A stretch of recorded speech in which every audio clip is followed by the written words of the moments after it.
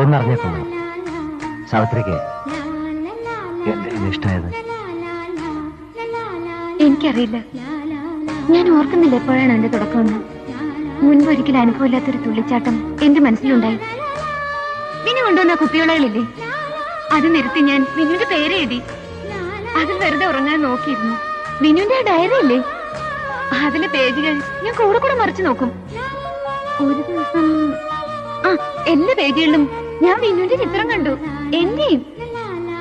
പിന്നെ എന്റെ മുറിയിൽ വിനുവിനെ ട്രീറ്റ് ചെയ്യാൻ ഞാൻ എഴുതി വെച്ച ആ വാക്കുകളില്ലേ, അതിന്റെ ഒക്കെ അവസാനം ഞാൻ വിനുവിനെ എഴുതി ചേർത്തു.